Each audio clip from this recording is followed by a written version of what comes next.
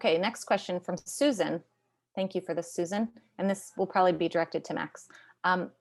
When we get conflicting advice on formatting, story structure, et cetera, from different teachers and consultants, how do we know what is best to do? So this is specifically formatting and words on the page stuff?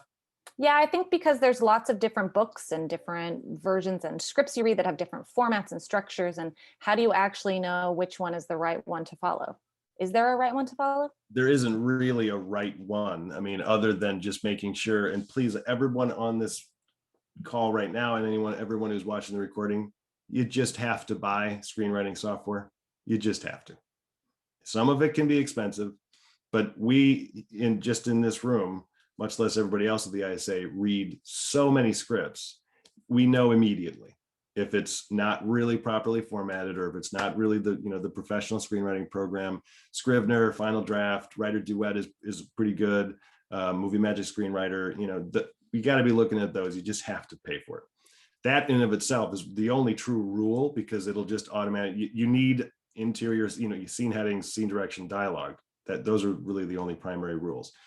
The main rule, I guess, to remember is that as long as it's there's continuity, like if you have int dot Max's office -day, and you're going to go back to that location, make sure the scene heading looks the same. Don't add maybe a colon sometimes. Don't put a dot where you used to have a hyphen. It's noticeable. You just want that continuity. In terms of, this is a much longer lecture and conversation, but if you have particular sounds that are important, go ahead and capitalize them, but do it throughout the rest of the script where you feel it's necessary. Don't overdo it. If there's a sound that isn't all that important, then don't capitalize it. I'm in my head now, I'm going through all these formatting things, and I don't know if we have time to go through it all, but as long as you're consistent, if you underline a scene heading and bold it, every scene heading's got to look like that. If you're calling a character by a particular name, if it's Mrs. Smith, don't call her Jane later. I mean, it sounds basic, and I'm laughing because it is, but these are questions that come up. And so as long as you're consistent, that you're going to be okay with the page formatting, but you also have to find your own style, because sometimes that helps with your own voice, and it depends on genre. It's a big question, and I don't know, I hope that helped a little bit. Did you do a class on this already? So it's probably already on Pro Tips, right? A webinar on formatting. I probably am going to do another one, because there are so many different things to mention and talk about, because there are little rules. What does a parenthetical look like? Where should it go? How often should I use transitions? And it's kind of a relative way to answer it, but yeah. Everybody, please go to the ISA Insider page when you can, and go into Pro Tips or the podcast. There's a ton of all of these formatting and structure and addressing dialogue and character. There's a ton of videos and audio there for you that is accessible. Not all of it's free, but a good chunk of it is. There's going to be a lot more in the coming months too. So and I would guess that if you have professors, different teachers telling you that this is how you do this, and then somebody says something a little bit different, they're probably both in the acceptable category. We do want to start doing some more videos about formatting, and that's something that I geek out on as a production guy.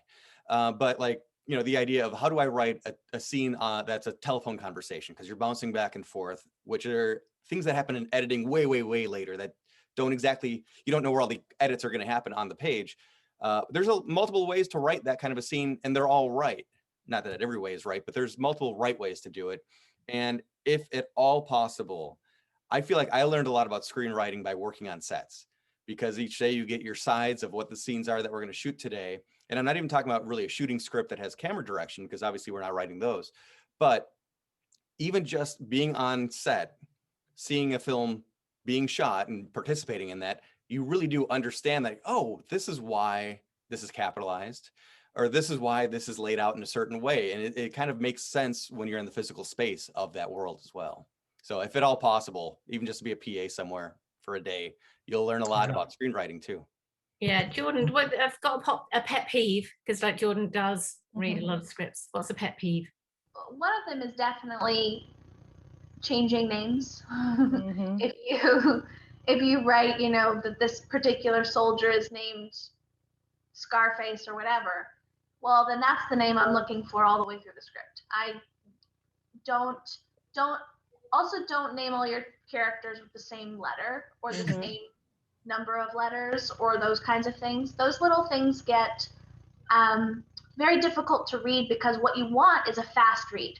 You want someone to just be able to keep reading that script, and if they have to double check who said something, it trips them up. Even if it doesn't mean, even if they're genuinely trying to read it, it can still trip them up. Another thing I would suggest is not putting the draft number on your title page and not putting the date of your draft number on your title page, because ultimately it may or may not harm you in the long run, depending on who you're reading. Some people are experienced enough to know that writers can do 10 drafts and it can be a phenomenal draft. Others are not, and they will hold it against you. So it's,